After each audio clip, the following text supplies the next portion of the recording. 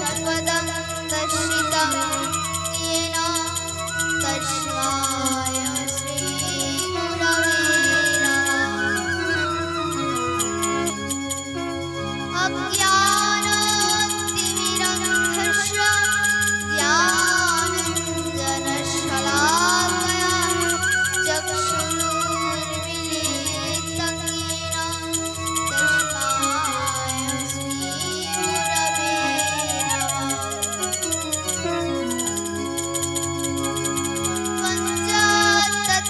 पञ्चतत्त्वात्मकं कृष्णं भक्तरूपस्वरूपकं भक्तावतारङ्गभक्ताङ्घं नमामि भक्तशक्तिकम्।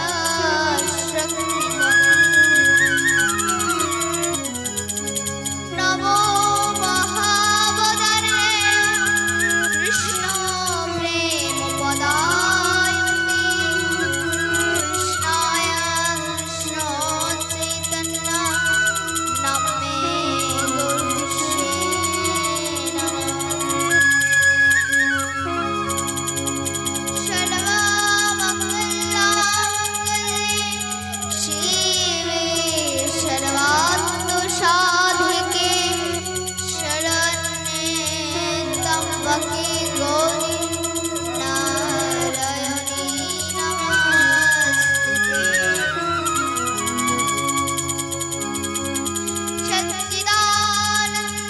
सच्चिदानन्दरूपाय विश्वपन्तादिहेतवे तापत्रयविनाशाय श्रीकृष्णाय वयं नमः। सर्वे सुखिनः भवन्तु सर्वे सन्तु निरामयाः सर्वे भद्राणि पश्यन्तु मा कश्चित् दुःखभाग् भवेत्। हरे कृष्ण कृष्ण कृष्ण हरे हरे हरे राम राम राम हरे हरे। ओम शांति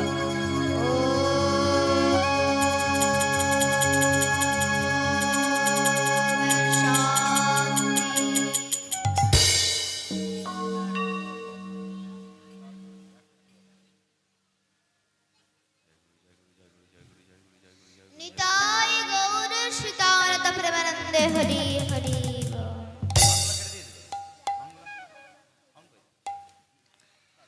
হে আমার বৈষ্ণবপদ প্রার্থী কৃষ্ণ তত্ত্ব রসসিঞ্চনকারী ভাগবত প্রেম আস্বাদনকারী আমার ভগবান শ্রীকৃষ্ণ ও রাধা রানীর লীলা বিলাস শ্রবণকারী আমার ভগবান শ্রীকৃষ্ণের মুখ নিঃসৃত বাণী শ্রীমদ্ ভাগবত গীতা শ্রবণকারী আমার গৌর এবং ভক্তমণ্ডলী।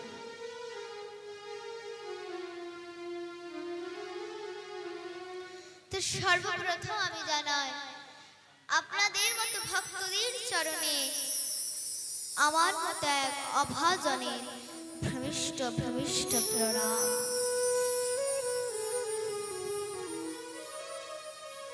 তারপর প্রণাম জানাই আমার ভক্তিপতি মায়েদের শ্রীচরণে আমার ভক্তির অর্ঘ্যের পুষ্পাঞ্জলি এবং আমার ছোট্ট ছোট্ট ভাই এবং বোনেদের জানাই আমার স্নেহাশিস। আজ আমি যাদের আশীর্বাদে আপনাদের মতো ভক্তদের সম্মুখে আসতে পেরেছি তারা হলেন আমার পিতা ও মাতা। তাদের চরণে জানায় আমার শত শত ভূমিষ্ঠ প্রণাম।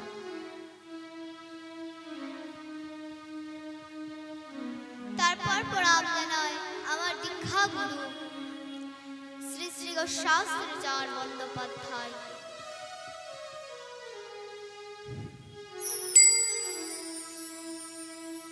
তো আজ আমি এখানে শ্রীমদ্ ভাগবত পাঠ করতে এসেছি।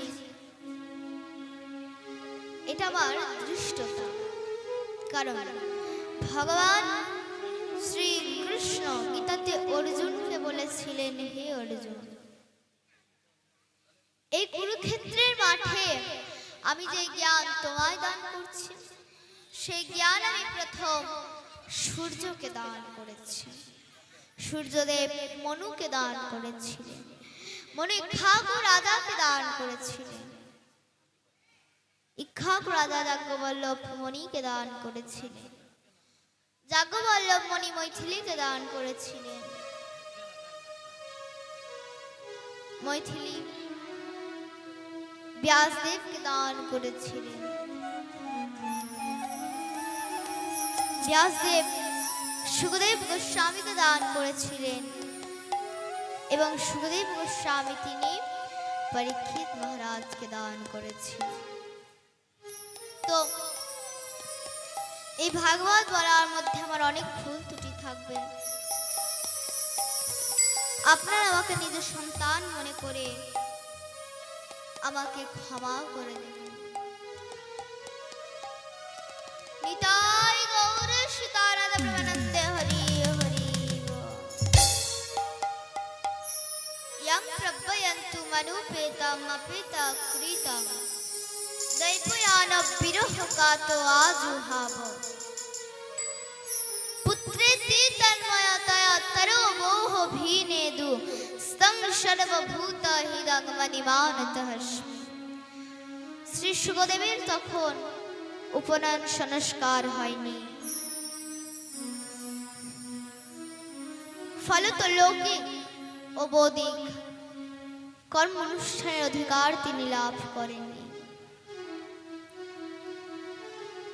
সেই সময় তাদের একান্তিক সন্ন্যাস গ্রহণের উদ্দেশ্যে যেতে দেখে পিতা বেদব্যাস পুত্রের বিরহে কাতর হয়ে পুত্র পুত্র বলে আহ্বান করছিলেন। সেই সময় তন্ময় থাকা শ্রী সুখদেবের হয়ে বৃক্ষলতা উত্তর দিচ্ছিল। সর্বভূতের হৃদয়ে অবস্থিত সেই সুখদেব মহারাজকে আমি নমস্কার করি। बोले श्री सुखदेव महाराज की।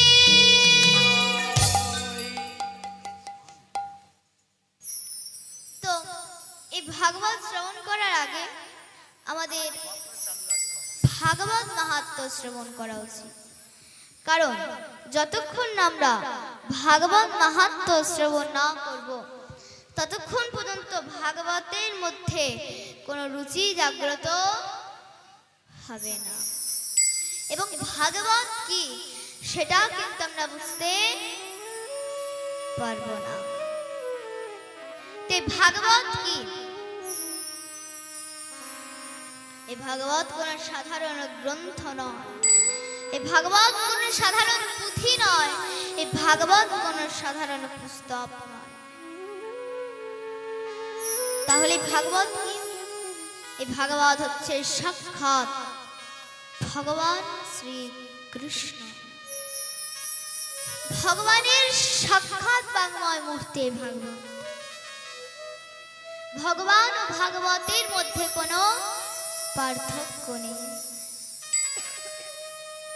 যিনি ভগবান তিনি ভাগবত, আবার যিনি ভাগবত তিনি ভগবান। ভগবানের চরণে তুলসী বা ফুল দিলে যে পুণ্য লাভ হয়, এই ভাগবতে তুলসী বা ফুল দিলে সেই পুণ্য লাভ হয়। এবং যেখানে ভাগবত হয় সেখানে সমস্ত তীর্থ এসে হাজির হয়, এবং যেখানে ভাগবত হয় সেখানে স্বয়ং ভগবান বিরাজ করে। এবার এই ভগবানের তিনটি বিগ্রহ রয়েছে। কটি বিগ্রহ রয়েছে? তিনটি বিগ্রহ রয়েছে। সে তিনটি বিগ্রহ কি কি? চিন্ময় বিগ্রহ, মৃন্ময় বিগ্রহ এবং বাংময় বিগ্রহ। তো চিন্ময় বিগ্রহ কি? এই চিন্ময় বিগ্রহ হচ্ছে যে বস্তুটি আমাদের চিত্ত শক্তির বাইরে,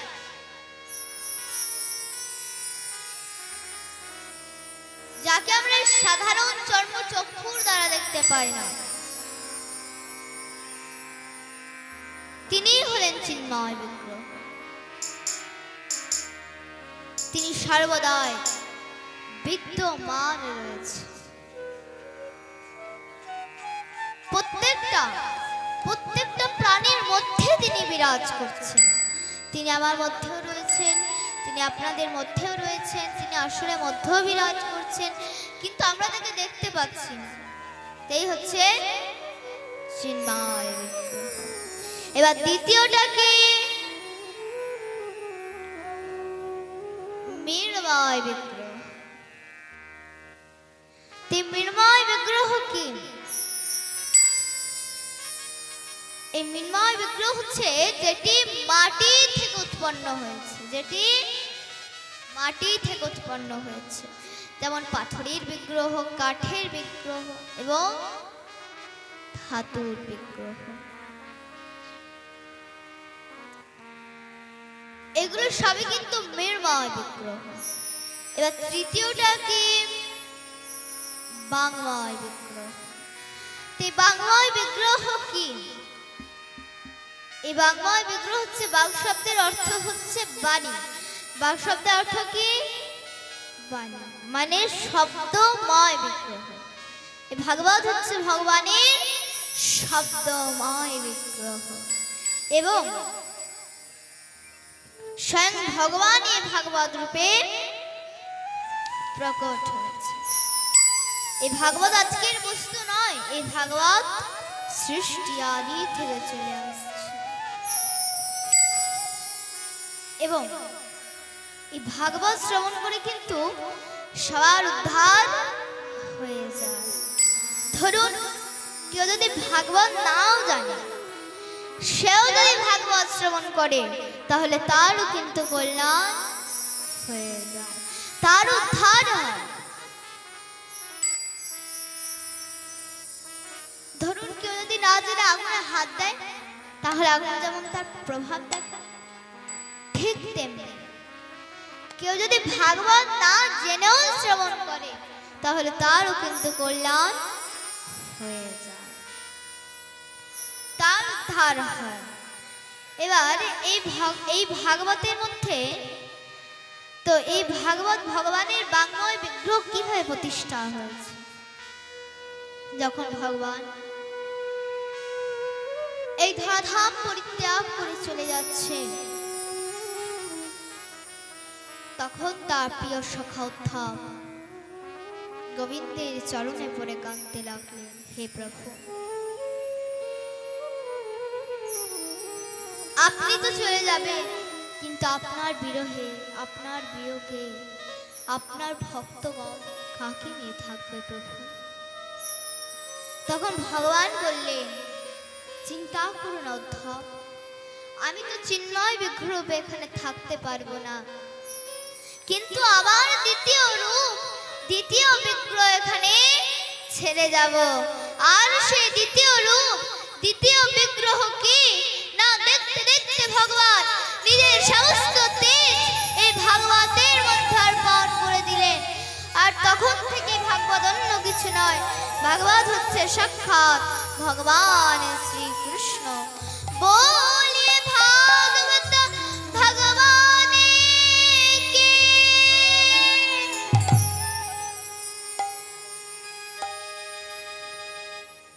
এবার এই ভাগবতের মধ্যে কি রয়েছে? এই ভাগবতের মধ্যে ত্রিবেণীর সঙ্গম রয়েছে। এই ভাগবতের মধ্যে ত্রিবেণীর সঙ্গম রয়েছে। এই যে ভা গ ব ত, তো প্রথমে হচ্ছে ভা শব্দ। এই ভা মানে হচ্ছে ভক্তিবাচক। ভা মানে কি হচ্ছে? ভক্তিবাচক। তারপর গ শব্দ মানে কি হচ্ছে? জ্ঞানবাচক। গ শব্দ মানে কি হচ্ছে? জ্ঞানবাচক। তারপর ব শব্দ মানে কি হচ্ছে? বৈরাগ্যবাচক। আর ত শব্দ মানে হচ্ছে রতবাচক। তো এই হচ্ছে ভাগবত। আর এই ভাগবত শ্রবণ করে ভক্তি জ্ঞান এবং বৈরাগ্যের উদয় হয়। এই ভাগবতে মধ্যে 12টি স্কন্ধ রয়েছে। এই ভাগবতে 12টি স্কন্ধ হচ্ছে ভগবানের 12টি অঙ্গ।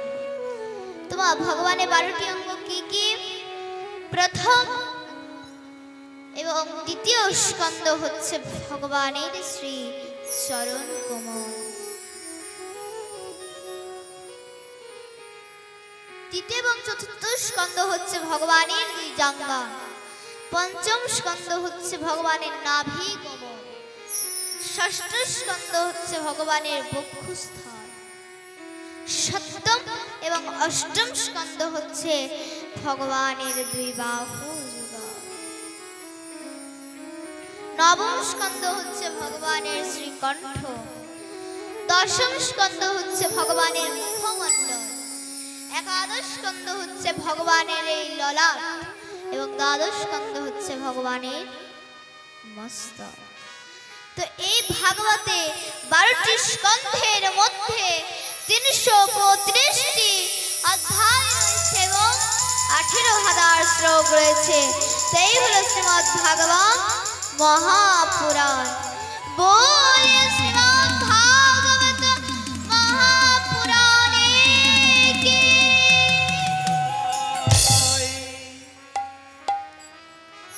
তো এখন তো ভাগবতের মধ্যে 18,000 শ্লোক রয়েছে, কিন্তু তখন 18,000 শ্লোক ছিল না। তখন ছিল চতুর্শ্লোকী ভাগবত, মানে 4টি শ্লোক ছিল এই ভাগবতের। এবারে 4টি শ্লোক ভগবান ব্রহ্মাকে দিয়েছে। তোমা কখন ভগবানের 4টি শ্লোক ব্রহ্মাকে দান করেছিলেন? না, সৃষ্টির পূর্বে শুধুই জলমগ্ন ছিল, মানে শুধুই জল ছিল, শুধুই জল ছিল। সে জলের উপরে অনন্ত নাগের উপরে ভগবান আমার শয্যায় আছে। একদিন ভগবান মনে মনে বিচার করে দেখলেন যে একটু আনন্দ করা দরকার, একটু লীলা করা। কিন্তু ভগবান মনে মনে ভাবলেন, কিন্তু আমি আনন্দ কাকে নিয়ে করব, লীলা কাকে নিয়ে করব? কারণ একা একা কি আর আনন্দ করা যায়? আনন্দ করতে গেলে এক থেকে বহু হতে হয়। তাই মা ভগবান নিজের নাভি কমল থেকে এক পদ্ম ফুলকে সৃষ্টি করলেন। সে পদ্ম ফুলের ওপর এক দিব্য পুরুষ বসেছিলেন, যার 4টি মাথা ছিল। ওই জন্য তার নাম হয়ে গেল চতুরান। বলে চতুরান কি, তো নাম হয়ে গেল চতুরান। এবার সে চতুরানন, সে ভেবে পাচ্ছে না যে কে আমি, কোথা থেকে এলাম, কি আমার পরিচয়, কি আমার কর্তব্য, সে কিচ্ছু ভেবে পাচ্ছে না। এবার ভগবানের নাভি কমল থেকে যে পদ্ম ফুলটা সৃষ্টি হয়েছিল, ওই পদ্ম ফুলের যে ডাটিটা, সে ডাটিটা ধরে যেই না ব্রহ্মাজি নিচের দিকে নামছে সেই ভগবানের উদরে পৌঁছে গেল। আবার যখন সে পদ্ম ফুলের ডাটিটা ধরে ওপর দিকে উঠছে, শুধুই জল, চারিদিকে শুধুই জল, আর মাঝে পদ্ম ফুল। এইভাবে ব্রহ্মাজি সে পদ্ম ফুলের ডাটিটা ধরে 10,000 বছর উঠা নামা করেছে। একদিন কি হয়েছে, একদিন ব্রহ্মাজি, একদিন চতুরানন সে পদ্ম ফুলের উপর বসে আছে এবং সেদিন মৃদু মৃদু বাতাস বইছিল, পদ্ম ফুলে পাপড়িগুলো নড়ছে এবং একটা শব্দ উচ্চারণ হচ্ছে।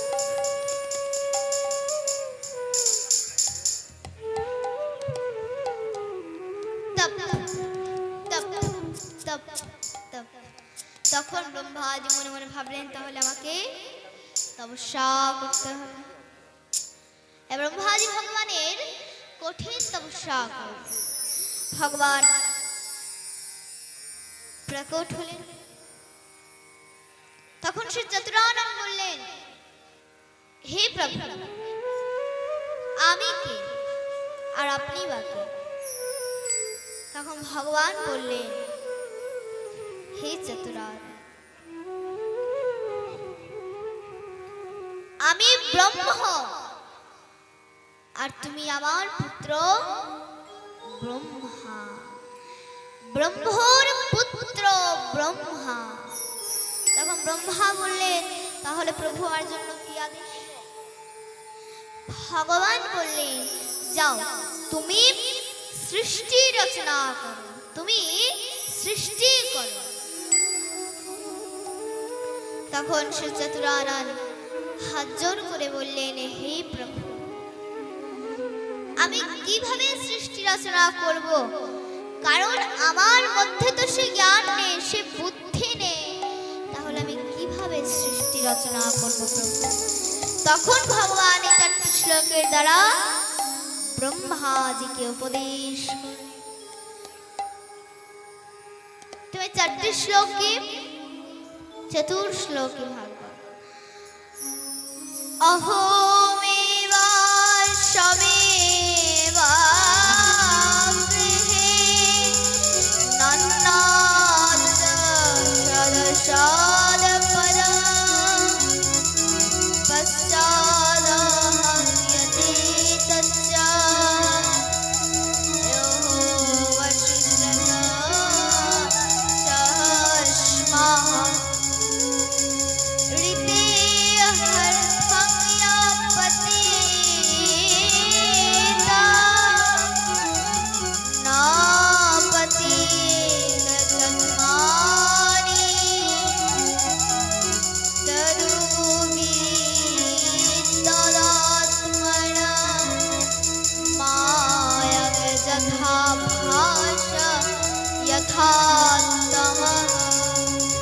यथा महन्ति भूतानि भूतेषु च भूतेष्वनु प्रविष्ठानि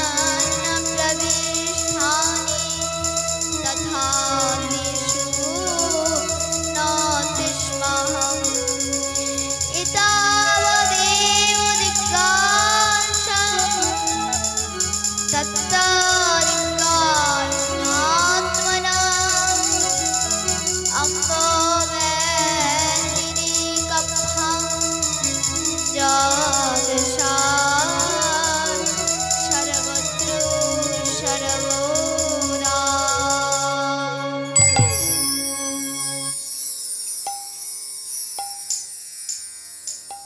এই 4টি শ্লোকের দ্বারা ভগবান ব্রহ্মাজিকে উপদেশ করলেন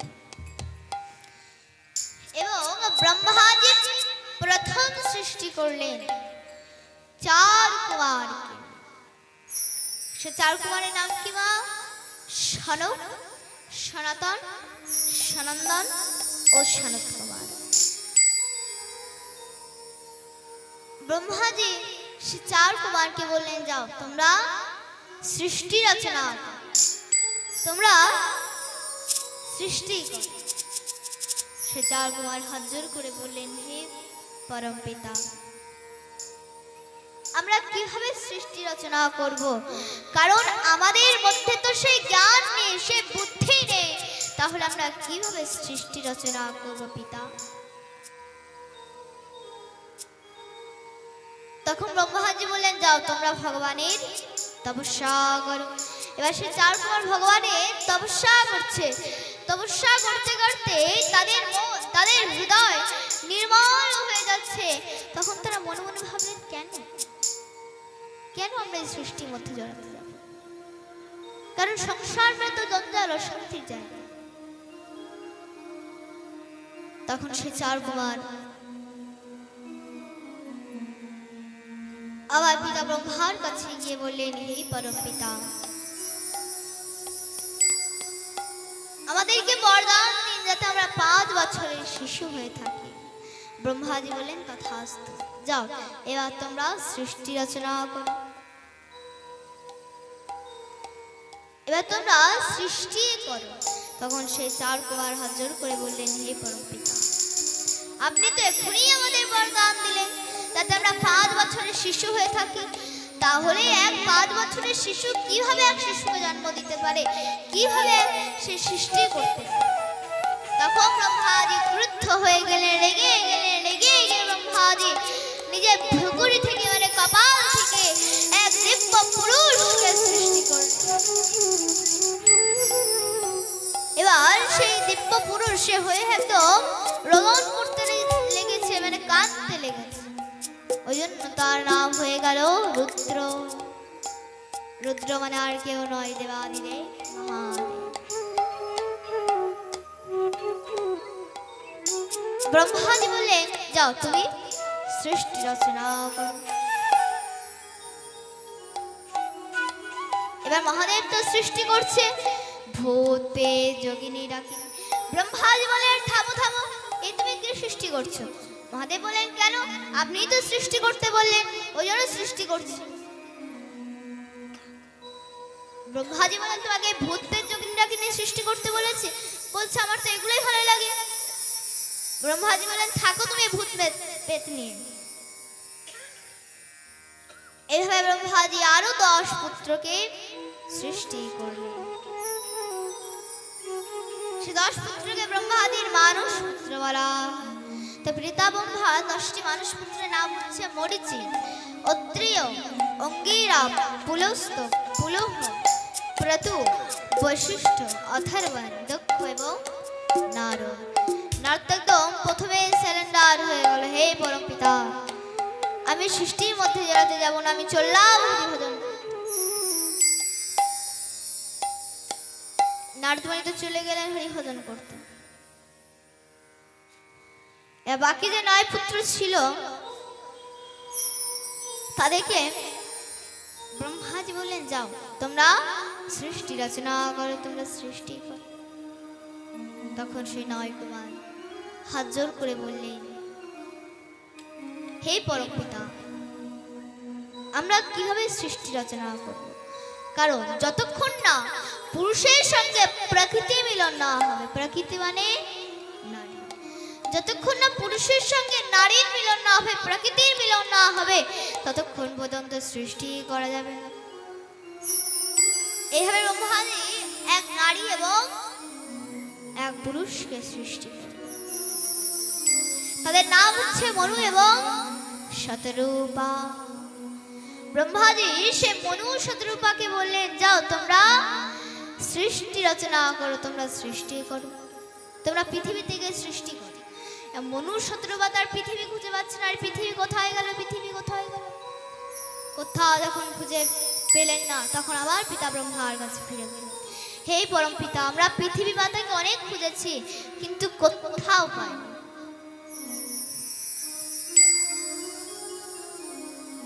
ব্রহ্মাজি চিন্তায় পড়ে গেলেন, আরে পৃথিবী কোথায় গেল, পৃথিবী কোথায় গেল।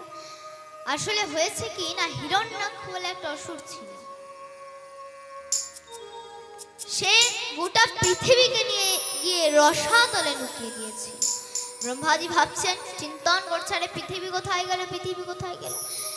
এভাবে চিন্তন করতে করতে ব্রহ্মাজি একটা হাতি এলো, হাচ্চ করে একটা হাতি এলো। আর সে হাতির সাথে সাথে ব্রহ্মাদির নাসিকা থেকে এক বরাহ প্রকট হলে এবং সে প্রকট হতে বিশাল রূপ ধারণ করলে। তোমার বরাহ মানে কি? শুকর। তাই শুকর অন্য কেউ নয়, সাক্ষাৎ ভগবানের অবতার। বলিয়ে বরাহ ভগবানের কি। ব্রহ্মাজি মনে মনে ভাবছে, যাক বাবা, বাইরে বড় হয়েছে, ভিতরে বড় হয়েছে একদম নিতাই গৌর হরি। এদিকে নারদমুনি ভগবানের নাম করতে করতে বিচরণ করছে। তো কি বলে গো মা?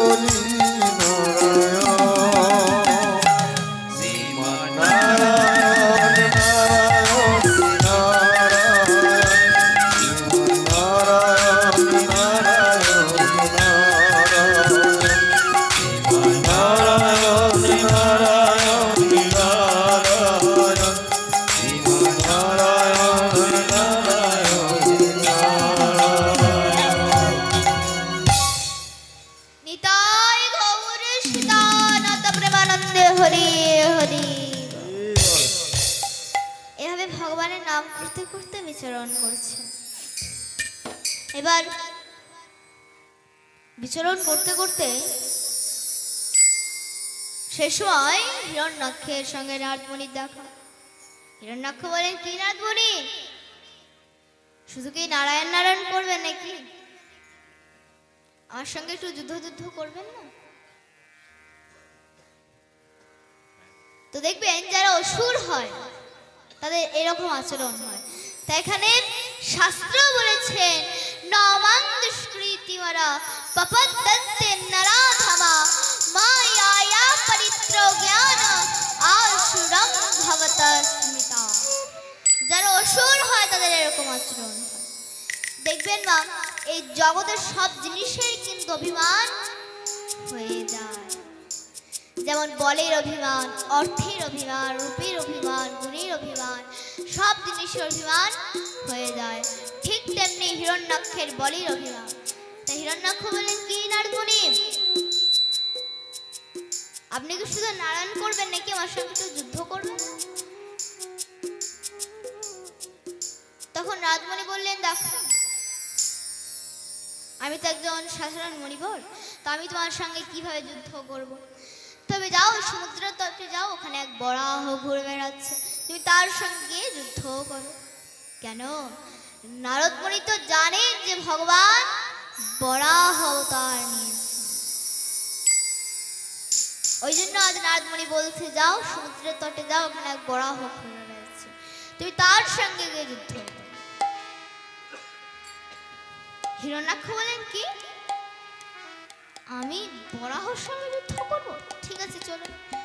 এদিকে কি হয়েছে, এদিকে ভগবান বরাহ ভগবান দুই দন্তের দ্বারা পৃথিবী মাতাকে উদ্ধার করে নিয়ে আসছে, রসতল থেকে উদ্ধার করে নিয়ে আসছেন। সেই সময় হিরণ্যাক্ষ এসে হাজির। হিরণ্যাক্ষ বলেন, এই তুমি আমার পৃথিবীকে নিয়ে কোথায় চললে? বরাহ ভগবান বলছে, কি তোর পৃথিবী? পৃথিবী হচ্ছে আমার নিত্য পত্নী। পৃথিবী আমার ছিল, পৃথিবী আমার আছে, পৃথিবী আমার থাকবে। আর মা ভগবান কখন হাসেন জানো? যখন এই পৃথিবী মাতাকে নিয়ে ভাগাভাগি করা হয়। ওই জমিটা তোর, এই জমিটা আমার, ওই জমিটা তোর, এই জমিটা, তখন ভগবান হাসেন। তখন ভগবান মনে মনে ভাবে, না রে, তুই কার পৃথিবীকে নিয়ে ভাগাভাগি করছিস? ওই জমিটাকে এক চুল সরাবার ক্ষমতা তোর নেই, শুধু কাগজে নামটাই লেখানো হয়। তখন ভগবান হাসেন, যখন এই পৃথিবীকে নিয়ে ভাগাভাগি করা হয়। কিন্তু এই পৃথিবীকে এক চুল সরাবার ক্ষমতা আমাদের নেই। এবার সেখানে বরাহ ভগবানের সঙ্গে হিরণ্যাক্ষের বড় যুদ্ধ হলো এবং বরাহ ভগবান সেখানে হিরণ্যাক্ষকে বধ করে দিলেন। এবং বরাহ ভগবান পৃথিবী মাতাকে একটা নির্দিষ্ট জায়গায় স্থাপন করলেন, যেখানে বর্তমান আমরা বাস করছি, এবং মনু শতরূপা পৃথিবীতে এসে বংশ বিস্তার করলেন। তো এই মনু শতরূপার 3 কন্যা, আকতে, প্রসূতি এবং দেহতী, 2 সন্তান, উত্তানপাদ ও প্রিয়ব্রত। বংশ বিস্তার বর্ণনা করলেন। উত্তানপাদের পুত্র হলেন ধ্রুবজি। উত্তানপাদের 2 স্ত্রী, সুনীতি এবং সুরুচি। তোমার সুনীতি কথা অর্থ কি? যার নীতি সু, যার নীতি সু, তাকেই বলা হয় সুনীতি। আর সুরুচি কথা অর্থ কি? যার রুচি সু, যার রুচি সু, তাকেই বলা হয় সুরুচি। তো রাজা উত্তানপাদ সুরুচিকে বেশি স্নেহ করতেন, তাকে মূল্য দিতেন, তাকে ভালোবাসতেন। কিন্তু সুনীতিকে স্নেহ করতেন না, তাকে মূল্য দিতেন না, তাকে ভালোবাসতেন না। একদিন কি হয়েছে, একদিন রাজা উত্তানপাদ সুরুচির পুত্র উত্তমকে কোলে বসে খুব স্নেহ করছো, খুব ভালোবাসছে। এই দৃশ্য দেখে ফেললেন ছোট 5 বছরের শিশু ধ্রুব। মনে মনেই ভাবলেন, আহা, আমিও যদি পিতার কোলে বসতে পারতাম, তাহলে পিতার কতই না স্নেহ পেতাম, কতই না ভালোবাসা পেতাম, কতই না আদর পেতাম। আহা মা, কার না মনে হয় পিতার কোলে বসার জন্য ইচ্ছা? এই জগতের সংসারে সবারই মনে হয় যে আমিও পিতার কোলে বসি। তাই ধ্রুবের আজ এই অবস্থা। সে তখন পিতার কোলে ওঠার চেষ্টা করছে, ভাগ থেকে মাতা সুরিচেটা দেখতে পেয়ে ধ্রুবকে এসে বললেন, ধ্রুব, তোমার তো সাহস কম নয়, তুমি পিতার কোলে বসতে যাচ্ছ, সে অধিকার তোমার নেই। কেন? কেননা তুমি সুনীতির সন্তান। মাতা সুরুচি তারপর ধ্রুবকে বললেন, শোনো ধ্রুব, তুমি যদি পিতার কোলে বসতে চাও, তাহলে তুমি শ্রীহরির তপস্যা করো। শ্রীহরি যদি তোমার উপর সন্তুষ্ট থাকে, তাহলে তুমি এই বর চাইবে। এই জন্মে যেমন তুমি সুনীতির গর্ভে জন্ম নিয়েছো, তারপর জন্মে যেন তুমি আমার গর্ভে জন্ম নিতে পারো, তবেই তোমার এই সিংহাসন লাভ হবে। ধ্রুব তো কাঁদতে কাঁদতে তার মায়ের কাছে ছুটে গেলেন। মা ধ্রুবকে দেখে কাঁদতে কাঁদতে ধ্রুবের কাছে ছুটে এলেন। ধ্রুব বলছে, মা, আমার কি কোনো অধিকার নেই পিতার কোলে বসার? বলো মা, বলো, আমার কি কোনো অধিকার নেই? বলো মা, আমার কি দোষ? তখন তার মা বললেন, বাবা, তোর এটাই দোষ যে তুই আমার গর্ভের সন্তান। তবে তোর বিমাতা তোকে ঠিকই বলেছে, তুই তপস্যা কর ভগবানের। ভগবান যদি তোর উপর সন্তুষ্ট থাকে, তাহলে তুই এই বর চাইবি। এই জন্মে যেমন তুই আমার গর্ভে জন্ম নিয়েছিস, তারপর জন্মে যেন তুই বিমাতার গর্ভে জন্ম নিতে পারিস। যা বাবা, তুই তপস্যা করবি। দেখো, একটা 5 বছরের শিশুকে তপস্যা করতে পাঠিয়ে দিচ্ছে। কোনো মা হলে পারবে সন্তানদেরকে তপস্যা করতে পাঠাতে? দেখুন মা, আমরা আমাদের সুনীতির কাছ থেকে কি শিক্ষা পাই? মাতাদের কর্তব্য সন্তানদেরকে ভগবত ভজনায় যুক্ত করা। আপনার সন্তান স্কুলে যাক, কলেজে যাক, কিন্তু তার সাথে সাথে রোজ একটা করে গীতার শ্লোক পাঠ করা। তাতে কি হবে না, তার মধ্যে দিব্য জ্ঞান প্রকট হয়, আর সে কোনো খারাপ কাজ করবে না। এখনকার বেশিরভাগ সন্তানরা তাদের মা বাবাদেরকে বৃদ্ধাশ্রমে রেখে দিয়ে আসে। তার জন্য দায়ী কারা? মাতা পিতারা নিজে। তার কারণ তুমি সন্তানকে শাস্ত্রর জ্ঞান দাওনি, যার জন্য আজ তোমাকে সে বৃদ্ধাশ্রমে রেখে দিয়ে এসেছে। তাই এখানে মহাজন কি বলেছেন? পশুবৃত্তি মানব জাতি করছেন পালন, অজ্ঞানতার অহংকারে মানুষের পরিপূর্ণ মন। সাদা কালো মন্দ ভালো পশু জানে না, মানব জাতি জেনে বুঝে মেনে চলে না। এমন কিছু মানুষ আছে এই সংসারে, তাদের হৃদয় ভরা ময়লা, তারা ভদ্রবেশে ঘুরলেও দেশে মানুষ বলে না। মানুষ হবে জাগবে যেদিন জ্ঞানের চেতনা। ইউনিভার্সিটি ডিগ্রি ওদের আছে কত শত, তথাপিও চরণ বলন যেন গণ্ড মূর্খের মতো। বাদরের আদরে এসে হচ্ছে সারা দেশে, বৃদ্ধ বাবা মায়ের সেবা ছেড়ে বাড়িতে কুকুর কিনে বসে। সৎ ব্যক্তি কাঙাল হয়ে রাস্তায় রাস্তায় ঘুরে, অসৎ লোকে টাকার জোরে দিন দিন যাচ্ছে বেড়ে। অধম দাসের কল মানুষ। পশু ধর্ম ছাড়ো, মানুষ যদি হতে চাও তবে মানুষের কর্ম করো। তাই জোরহাত করে বলছি, আপনার সন্তানদেরকে পড়াশোনার সাথে সাথে একটু করে গীতার ভাগবতের জ্ঞান দিন, তাহলে অন্তত আপনার সন্তান মানুষের মতো মানুষ হতে পারবে। তো দেখুন, আমরা মনুষ্য জন্ম পেয়েছি ভগবানের সাধন ভজন করার জন্য। এত সুন্দর মনুষ্য দেহটাকে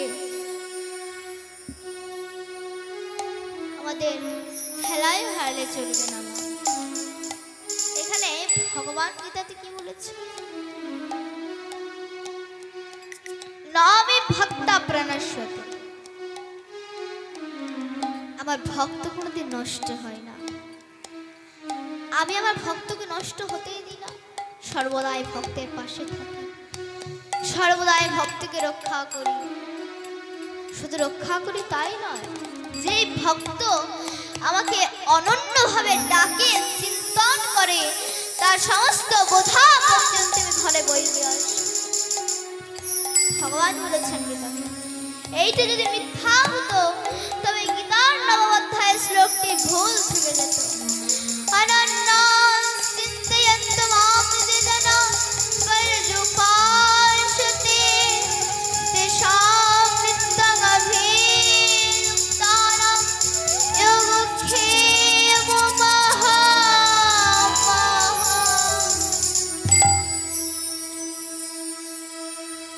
এটা ভুল থেকে যেত। সুন্দর একটা বাড়ি করেছে, মনে মনে ভাবছে আহা এই বাড়িটা আমি করেছি। সুন্দর একটা গাড়ি কিনেছে, মনে মনে ভাবছে আহা এই গাড়িটা আমি কিনেছি। তো সে গাড়িটা 5-20 জনকে না দেখালে, না বললে তার মন শান্তি হবে না, ভিতরে গ্যাস হয়ে যায়। এটা কি? এটাই হচ্ছে অভিমান। তো দেখবেন কি সুন্দর একটা মার্বেল পাথর দিয়ে 4 তলা বাড়ি করেছে, তার বন্ধুদেরকে ডেকে নিয়ে এসে দেখাচ্ছে, দেখ বন্ধু আমি কত সুন্দর বাড়ি করেছি। বন্ধু বলছে, বন্ধু বাড়িটা তো ভালোই করেছিস, একদিন খাবি না? হ্যাঁ বন্ধু নিশ্চয়ই খাবো, কেন খাবো। তারই মধ্যে এক ধার্মিক বন্ধু বলছে, বন্ধু বাড়িটা তো ভালোই করেছিস, কিন্তু কিন্তু কি বন্ধু, কোথাও কিছু কম পড়েছে? না না বন্ধু, কোথাও কিছু কম পড়েনি। তাহলে কি? তখন সে ধার্মিক বন্ধু বলছে, তবে আরো ভালো হতো তুই যদি এই বাড়িটাতে থাকতে পেতি। তখন সে বন্ধু বলছে, কেন? আমি বাড়ি করেছি, আমি থাকতে পারবো না মানে? তখন সে ধার্মিক বন্ধু বলছে, ওরে মূর্খ, তুই যে বাড়িটা করেছিস এই বাড়ির মালিক তুই নস। এই বাড়ির মালিক হচ্ছে ভগবান। ভগবান যখন তোকে ডাকবে এই বাড়ি ছেড়ে একদিন তোকে চলে যেতে হবে। তাই বাড়ির মালিক তুই নস। তো আমাদের কেন মনে হয় যে এই বাড়ি আমি করেছি, টাকা আমি ইনকাম করছি? ভগবানের মায়া। কারণ ভগবান এমন মায়া রচনা করেছেন, ভগবান এমন মায়া সৃষ্টি করেছেন যে তার মায়াতে ফেঁসে আমাদের মনে মনে হয় যে আমরা করছি, কিন্তু না, আমরা করছি না, ভগবান করছে। তিনিই তো জগতের মালিক, তিনিই তো ব্রহ্মাণ্ডের মালিক, তিনিই তো জগৎকে পালন করছেন, সব তার উপর ভরসা। আর ভগবানের মায়া যেমন প্রচন্ড প্রচন্ড প্রভাবশালী, না ভগবানের মায়া কেমন প্রভাবশালী দেখুন না। ভগবান একবার সুদামাকে নিয়ে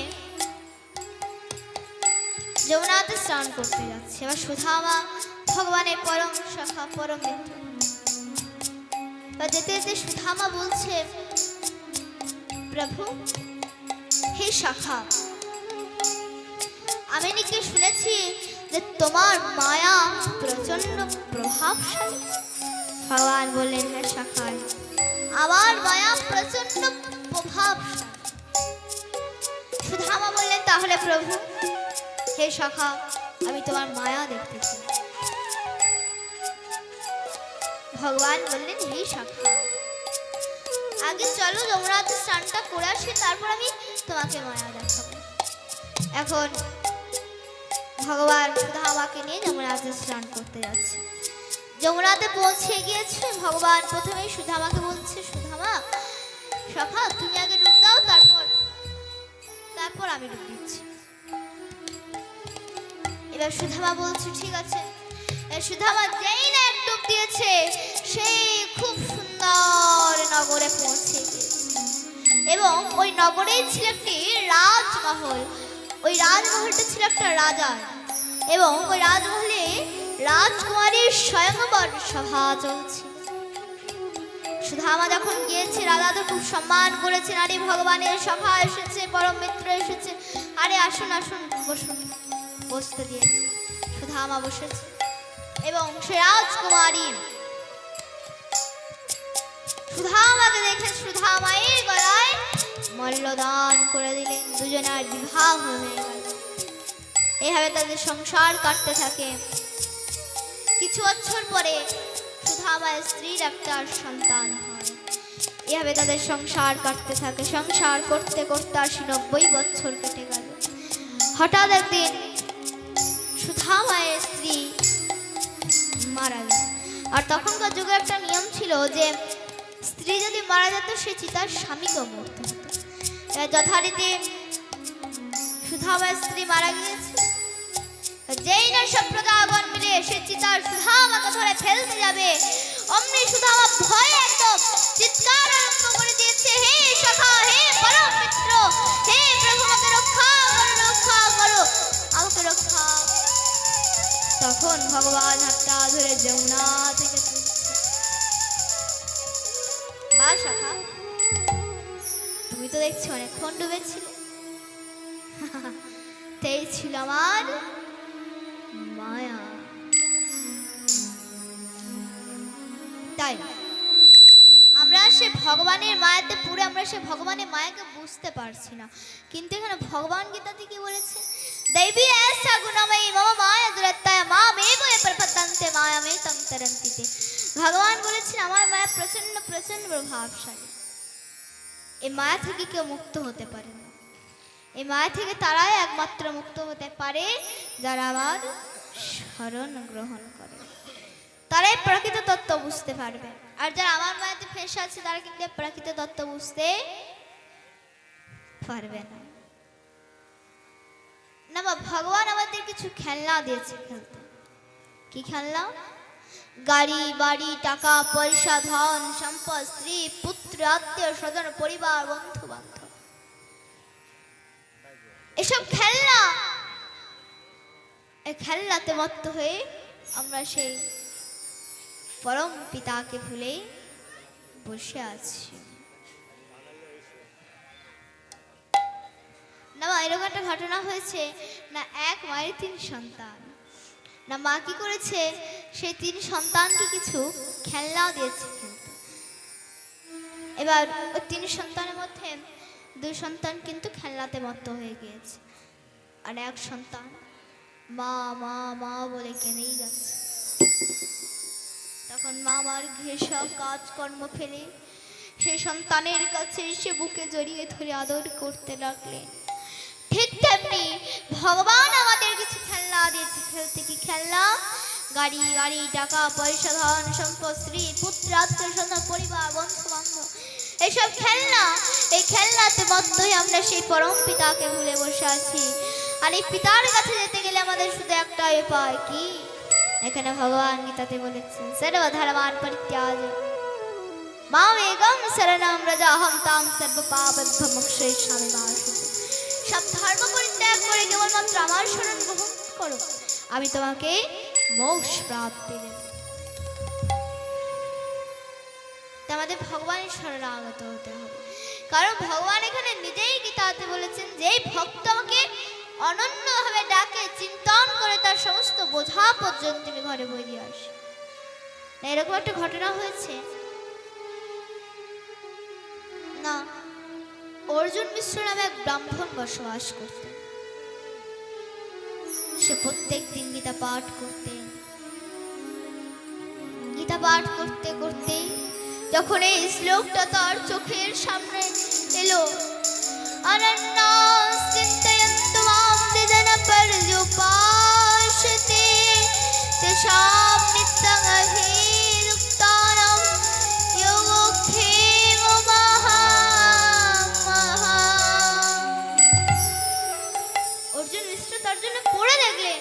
অর্জুন মিশ্র মনে মনে ভাবলেন, না,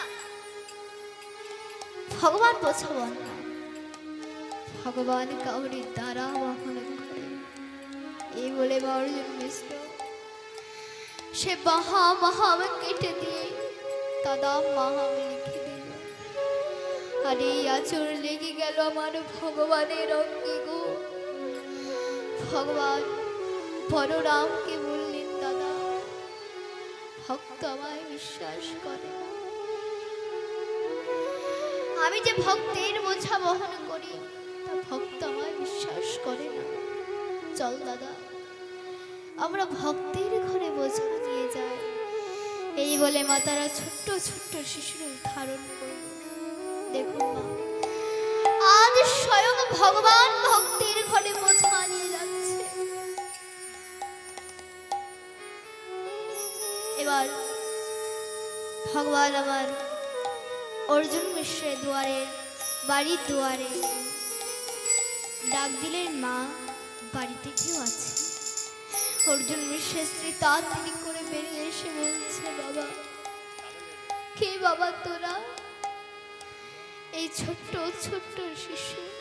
হায় হায় বাবা, ভেতরে আয়। এই বলে মা ভেতরে এসেছে, তাদেরকে আসন পেতে দিয়েছে। ভগবান আমার বসেছে। তখন অর্জুন মিশ্রের স্ত্রী বলছে, বাবা, কে বাবা তোরা? এই ছোট্ট ছোট্ট শিশু। ছোট্ট ছোট্ট শিশুগুলো বলছে, মা, আমরা কে জানো? আমরা বাহক, আমরা বোঝাবো।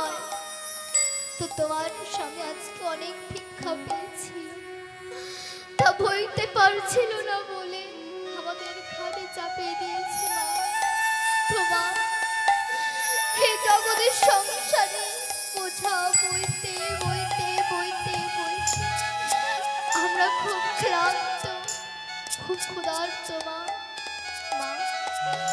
আমাদেরকে কিছু সেবা দেবে মা। এই মা রাগ শুনে অর্জুন মিশ্রের স্ত্রী বলছে, বাবা, হে মা, রাগ শুনে আমার হৃদয় যে জুড়িয়ে গেল, কিন্তু তার সাথে সাথে আমার হৃদয় যে ভেঙে টুকরো টুকরো হয়ে গেল রে, টুকরো টুকরো হয়ে গেল। কারণ আমার ঘরে এমন কিছু নেই যে আমি তোদের সেবা দেব, কারণ আমি যে এক অভাগিনী মা।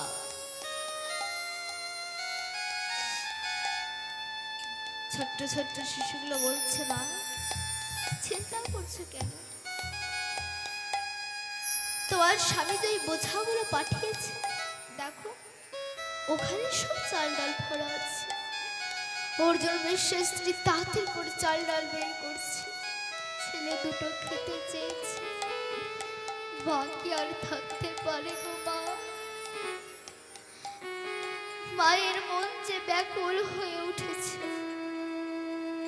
এবার অর্জুন মিশ্রের স্ত্রী তাড়াতাড়ি করে চাল ডাল বের করে রন্ধন করে তাদের সেবা দিচ্ছে। এবার মায়ের স্নেহ তো সেই স্নেহের হাত চঙ্গে বোলাচ্ছে, এক হাতে খাইয়ে দিচ্ছে আর এক হাতে হাত বোলাচ্ছে। হাত বোলাতে বোলাতে দেখছে হাতে যেন কিছু লেগে আছে। সঙ্গে সঙ্গে তাকে দেখলো হাতে রুধি, মানে রক্ত। সে ছোট্ট ছোট্ট শিশুগুলোকে বলছে, বাবা, তোদের অঙ্গে এত রুধির কি করে এলো বল বাবা। সে ছোট্ট ছোট্ট শিশুগুলো বলছে, মা, তোমাদের স্বামী আজকে অনেক ভিক্ষা পেয়েছিল, তা বইতে পারছিল না বলে আমাদের ঘাড়ে চাপিয়ে দিয়েছে। মা, আর জানো না, আমরাও বোঝা বইতে পারিনি বলে আমাদেরকে খুব আঘাত করেছে মা, খুব আঘাত করেছে। অর্জুনের স্ত্রী বলছে, কি ও এরকম সাহস পেল কোথায়, ও বাড়িতে ফিরুক। সে ছোট্ট ছোট্ট শিশুগুলো বলছে, মা আমাদের এই জগৎ সংসারে এখন অনেক বোঝা বইতে হবে মা, আমরা এখন আসি মা, আমরা এখন আসি। এই বলে মা ভগবান আবার প্রস্থান করলেন। এবার অর্জুন মিশ্র যখন ভিক্ষা থেকে বাড়িতে এলেন, অর্জুন মিশ্রের স্ত্রী বলছে, দাঁড়াও,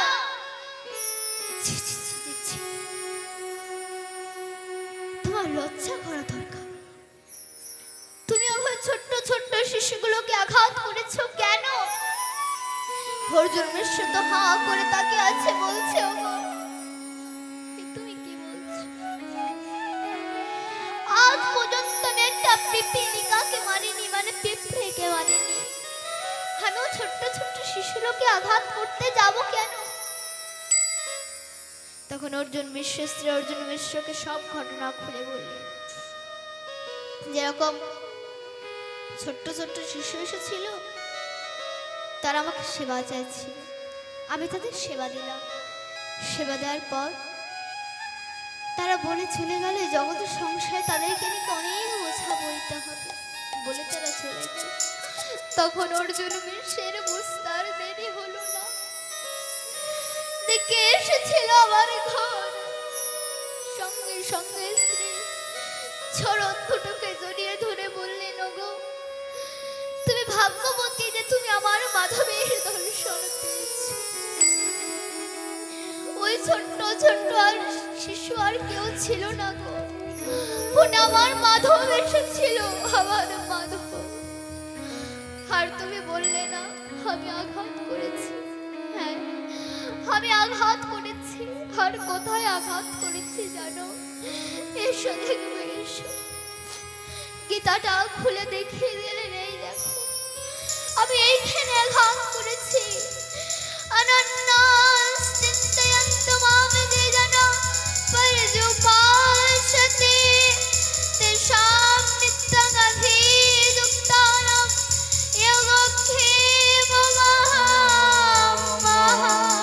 আমি মহামহম কেটে দিয়ে দাদা মহাম লিখে দিয়েছিলাম, আর এই আসর লেগে গিয়েছে আমার ভগবানের অঙ্গে গো। তাই আজ থেকে অর্জুন মিশ্র হয়ে নিজে বলছি, ভগবান ভক্তের বোঝা বহন করেন, ভগবান ভক্তের বোঝা বহন করেন, ভগবান ভক্তের বোঝা বহন করেন। তাই মা আমাদের সময় থাকতে সাধন ভজন করতে হবে, সময় চলে গেলে মার সাধন ভজন হবে না। এই জীবনটাকে আমাদের বৃথায় হারালে চলবে না মা, এই জীবনটাকে আমাদের বৃথায় হারালে চলবে না। বৃথায় জীবন হারিও না মন, যুগল কিশোর স্মরণ করো।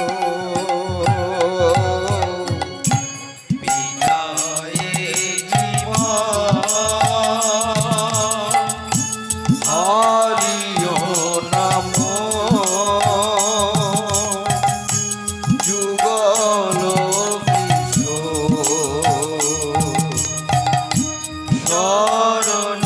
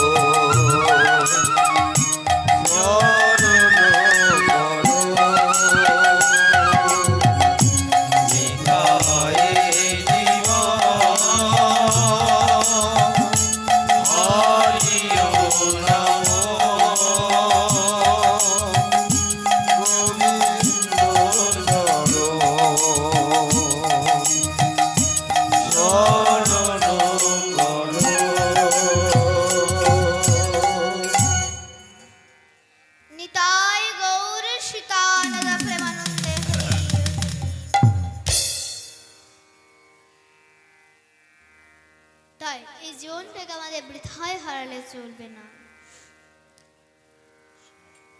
আমার রাধারানী যে পরম কৃপালু, ভগবান তো ভক্তদের পাত্র বুঝে কৃপা করে, কিন্তু আমার রাধারানী কোনো পাত্রই দেখে না।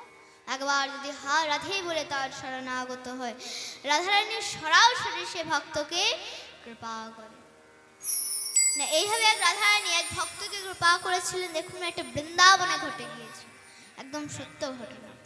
না, বৃন্দাবনে বর্ষা না, একজন শেঠজি বসবাস করতেন। শেঠজির কোনো অভাব ছিল না। 3 ছেলে বিয়ে দিয়েছে, ঘরে বৌমা এসেছে, তার কোনো অভাব ছিল না।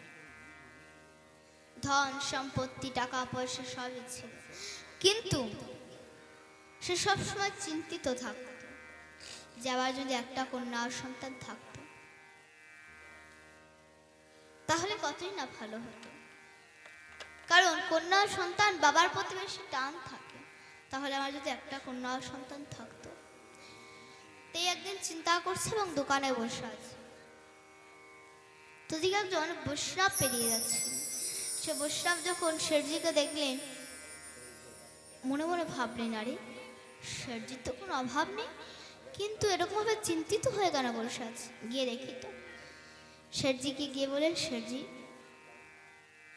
আপনার তো কোনো অভাব নেই, 3 ছেলে বিয়ে দিয়েছেন, ঘরে বৌমা এসেছে, আপনার তো কোনো অভাব নেই শেঠজি, কিন্তু আপনি এত চিন্তিত হয়ে কেন বসে আছেন?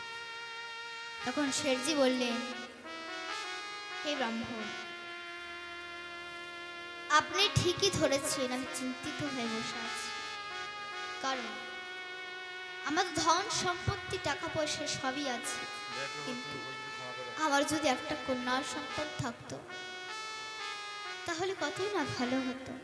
কারণ কন্যা সন্তান বাবার প্রতি বেশি টান থাকে। তখন ব্রাহ্মণ বললেন, যে আপনি চিন্তা করছেন কেন? আমাদের বৃন্দাবনে বর্ষানে যে রাধারানী, ওই কিশোরীজি, আপনি ওনাকে মেয়ে ভেবে নিন। শেঠজি, এই জগতের মেয়ে আজ না কাল তো আপনাকে ছেড়ে চলেই যাবে শেঠজি, কিন্তু একবার চিন্তা করুন, একবার যদি আপনি রাধারানীকে মেয়ে ভেবে নেন এবং একবার যদি রাধারানী আপনাকে পিতা ভেবে নেন, রাধারানী জনম জনম ধরে আপনার পাশে থাকবে। শেঠজি বলেন, হে ব্রাহ্মণ, আপনি আমার দিব্য চক্ষু খুলে দিলেন, আমি তো ভুলে গিয়েছিলাম। এই বলে শেঠজি দৌড়ে একটা দোকানে গেলেন, দোকানে গিয়ে একটা রাধারানী একটা আলেখ্য নিয়ে এলেন, মানে পিকচার নিয়ে এলেন। আলেখ্যটা কিনে দৌড়ে বাগানে গেলেন, বাগানে কিছু পুষ্প চয়ন করে নিয়ে এলেন এবং বর্ষারায় গেলেন। বর্ষারাতে গিয়ে পূজারীকে বললেন, হে পূজারীজি, আমার এই রাধারানী আলেখ্যটাকে এখানে প্রসাদী করে দেবেন। পূজারীজি রাধারানী আলেখ্যটাকে প্রসাদী করে দিলেন এবং শেঠজির হাতে দিলেন। যেই না শেঠজির হাতে দিলেন, শেঠজি মনে একটা আনন্দের উদয় হলো যে সত্যি রাধারানী আমাকে পিতা ভেবে নিয়েছে এবং আমি রাধারানীকে মেয়ে ভেবে নিয়েছি। এবং শেঠজি কথায় কথায় হা রাধা, হে রাধা, খাওয়ার সময় হা রাধা, পথে চলবার সময় হা রাধা, সকল সময় রাধা রাধা রাধা রাধা নাম জপ করে। একদিন কি হয়েছে না, একদিন ওদিকে বর্ষাতে একজন চুড়িওয়ালা গিয়েছে চুড়ি বিক্রি করতে। বৃন্দাবনে বর্ষাতে সখীরা চুড়ি পরতে খুব ভালোবাসত। এবার শেঠজিকে যখন চুড়িওয়ালা দেখেছে, চুড়িওয়ালা তখন শেঠজির কাছে গিয়ে বললেন, শেঠজি, আপনার তো 3 ছেলে 3 বৌমা, ওই 3 বৌমার মধ্যে যদি কেউ চুরি পড়তে চায়, আপনি যদি আমাকে আদেশ দেন, আমি নিশ্চয়ই আপনার গৃহে যেতে পারি এবং আপনার 3 বৌমাকে চুরি পরিয়ে দিয়ে আসবো। শেঠজি বলেন, ঠিক আছে, তুমি 3 বৌমাকে চুরি পরিয়ে দিয়ে এসো, তুমি এসে আমার কাছে পয়সা নিয়ে নেবে। এরা চুরিওয়ালা গিয়েছে, 3 বৌমাকে ডাক দিয়েছে। 3 বৌমা বেরিয়ে এসেছে, চুরি পড়েছে। এবার চুরিওয়ালা যখন সব গুটিয়ে বাটিয়ে নিয়ে যেতে যাবে, পিছন থেকে এক ছোট্ট বালিকা চুড়িওয়ালার পিছন ধরে টানছে। চুড়িওয়ালা, তুমি আমার বাড়ির সবাইকে চুরি পরালে, কিন্তু তুমি আমাকে চুরি পরাবে না চুড়িওয়ালা? আমি তো এই বাড়ির মেয়ে। চুড়িওয়ালা বললেন, হ্যাঁ মা, কেন পরাবো না, নিশ্চয়ই পরাবো। এসো এসো মা, তুমি চুরি পরো। এই বলে মা চুরি পরিয়ে দিলেন। দেখুন মা, আজ স্বয়ং রাধারানী ছোট্ট বালিকা রূপে এসে সে চুড়িওয়ালার হাতে চুরি পরলেন গো মা। এবার চুড়িওয়ালার শেঠজির কাছে গিয়েছে, শেঠজি এবার আমাকে পয়সা দিন। এবার শেঠজি 3 বৌমার চুড়ির দাম দিয়ে দিয়েছে। চুড়িওয়ালা বললেন, কিন্তু শেঠজি আমার তো পয়সা বেশি লাগবে। শেঠজি বললেন, কেন, তুমি চুড়ির দাম বাড়িয়ে দিয়েছো নাকি?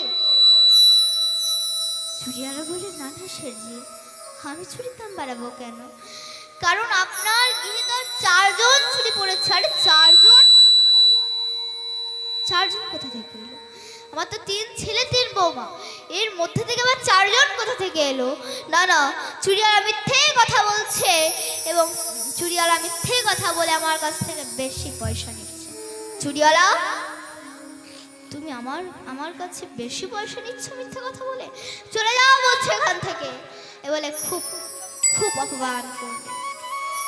সেই রাতে যখন শেঠজি শয়নে ছিলেন, রাধারানী আমার স্বপ্নতে আবির্ভূত হয়ে বললেন,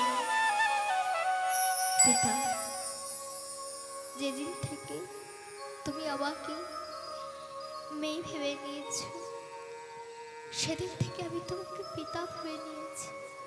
কিন্তু পিতা, আজ তুমি এটা কি করলে? তুমি 3 বৌমার চুরির দাম দিলে, কিন্তু তুমি আমার চুরির দাম দিলে না পিতা। পিতা, আমি কি তোমার মেয়ে নয় পিতা? এই শুনে মা শেঠজি ঘুম থেকে উঠে হাও মাও করে কাঁদতে লাগলেন,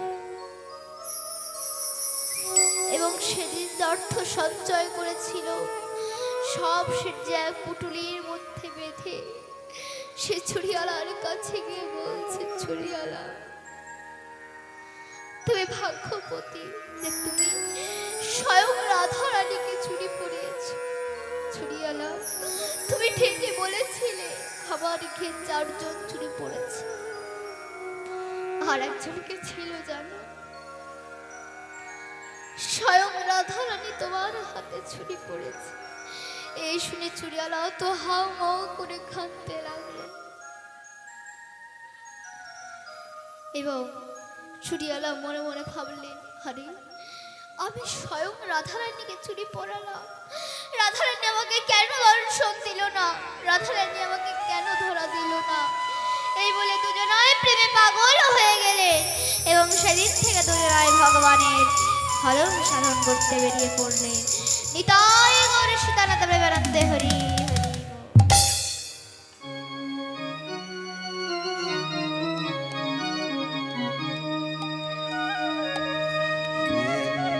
বৃন্দাবনের বনে বনে তোমার নাম কি লেখা,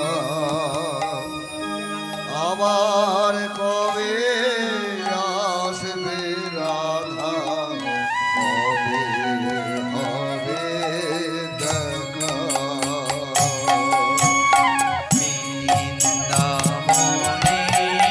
বনে বনে তোমার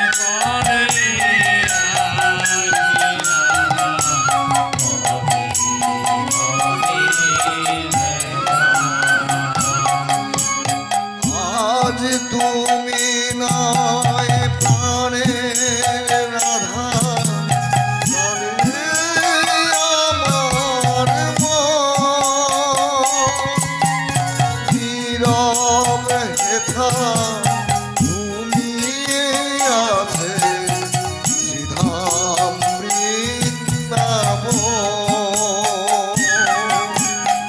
আর তুমি নাই প্রাণে রাধা, কাঁদে আমার মন। নীরবে তাই ঘুমিয়ে আছে শ্রীধাম বৃন্দাবন। আজ তুমি নয় প্রাণের রাধা, কাঁদে আমার মন। নীরবে হেথা ঘুমিয়ে আছে শ্রীধাম বৃন্দাবন।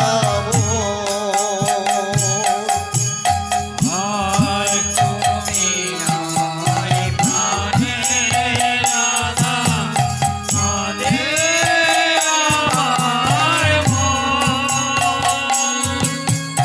নীরবে তাই ঘুমিয়ে আছে শ্রীধাম বৃন্দাবন।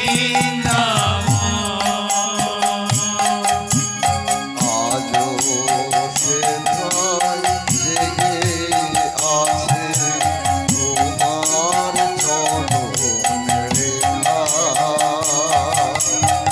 আজও সে ধাই জেগে আছে তোমার চরণের রেখা। আবার কবে আসবে রাধা, কবে হবে দেখা। বৃন্দাবনে মনে মনে তোমার নাম আবার কবে আসবে রাধা, কবে হবে দেখা। আজ তুমি নয় প্রাণের রাধা, তাই তো আমি দুঃখী। দিবানিশি তোমায় ডাকি,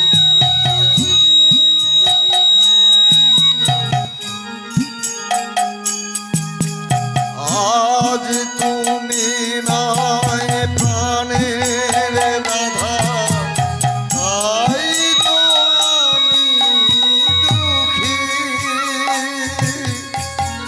দিবানিশি তোমায় ডাকি, তাই তো আমি সুখী। আর তুমি নাই প্রাণে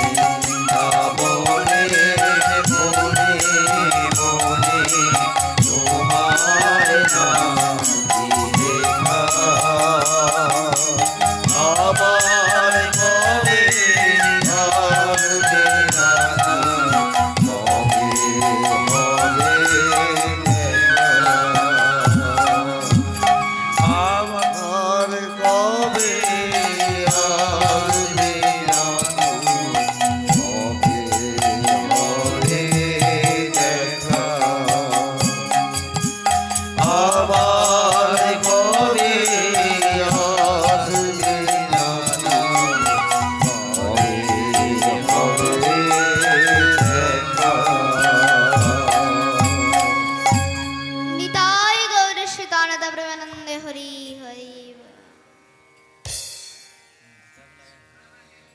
এবার মাতা শুনিতে তারপর ধ্রুবকে বললেন, শোনো ধ্রুব, তুমি যদি ওখানে কোনো সাধুগুরু বৈষ্ণবকে দেখো তাহলে যেন ষষ্ঠাঙ্গে পরিপাত করবে। ঠিক আছে না, এই বলে ধ্রুব তপস্যা করতে বেরিয়ে পড়লেন। যেতে যেতে ত্রিকালদর্শী নারদ মুনির সঙ্গে ধ্রুবের দেখা হয়েছে। এবার নারদ মুনিকে দেখে ধ্রুবের মায়ের কথা মনে পড়ে গিয়েছে, যে মা বলেছিল যে কোনো সাধু গুরু বৈষ্ণবদেরকে দেখলে পণিপাত করতে। সঙ্গে সঙ্গে ধ্রুব নারদমণিকে একদম ষষ্ঠাঙ্গে পণিপাত করলেন। নারদমণি বললেন, হে পুত্র, তুমি এই গভীর জঙ্গলে, তুমি বাড়ি ফিরে যাও পুত্র, তুমি বাড়ি ফিরে যাও। তুমি জানো এখানে কত হিংস্র জীব জন্তু আছে, তোমাকে খেয়ে ফেলবে পুত্র। তখন ধ্রুব বললেন, না মুনিবর, আমি ভগবানের তপস্যা করতে এসেছি, আমি ভগবানের তপস্যা করেই যাব। তখন ধ্রুব নারদমণিকে সব ঘটনা খুলে বললেন যে আমার পিতা আমাকে কোলে নিচ্ছে না, কিন্তু আমার ভাইকে কোলে নিচ্ছে। নারদমণি বললেন, ও এই ব্যাপার, ঠিক আছে তুমি আমার সঙ্গে চলো, আমি তোমার পিতাকে বলে দেব তোমাকে কোলে নেব এবং তোমাকে খুব আদর করবে। তুমি পারবে না, 5 বছরের শিশু, কি হয় তুমি ভগবানের তপস্যা করবে। তখন নারদমণি, তখন ধ্রুব বললেন, আচ্ছা মণিবর, আপনি কি আসল সাধু নাকি নকল সাধু? নারদমণি তো থমকে গেলেন, বললেন, কি বললে পুত্র? ধ্রুব বলছেন, আমি শুনেছি যে গুরুদেবদের কাজ হলো, সাধুগুরু বৈষ্ণবদের কাজ হলো সন্তানদেরকে ভাগবত ভজনায় যুক্ত করা, কিন্তু আপনি আমাকে বাড়ি ফিরে যেতে বলছেন। নারদমণি বললেন, ধ্রুব, আমি তোমাকে কেন বাড়ি ফিরে যেতে বলছি জানো? একটা গুরুর দরকার, গুরু ছাড়া যে গোবিন্দ ভজা হয় না পুত্র।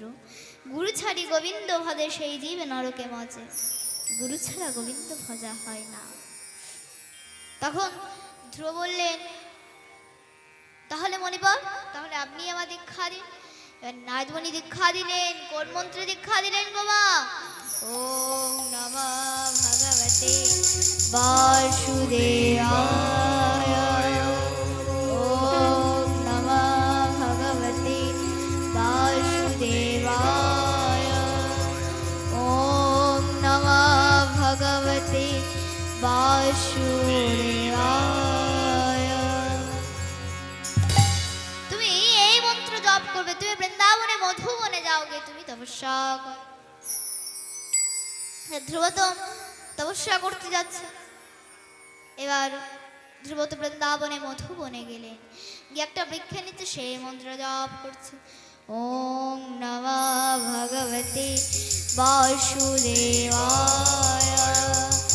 ওম নমঃ ভগবতে বাসুদেবায়, ওম নমঃ ভগবতে বাসুদেবায়।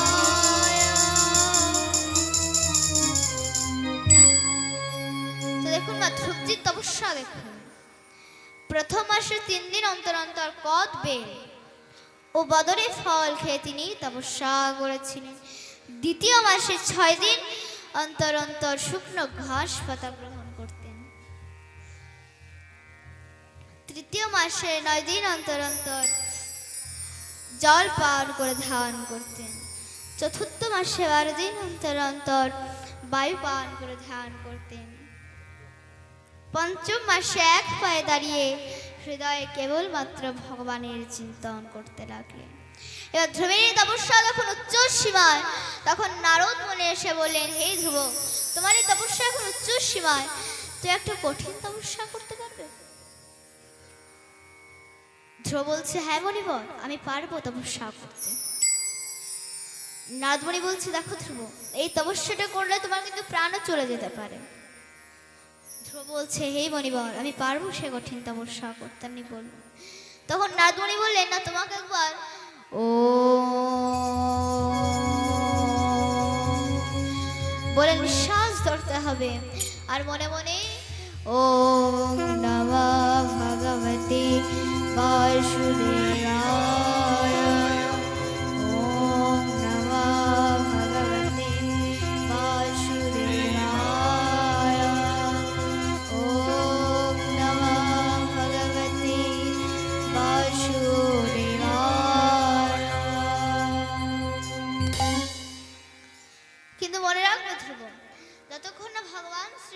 না আসবে তুমি ততক্ষণ পর্যন্ত নিঃশ্বাস ছাড়তে পারবে না।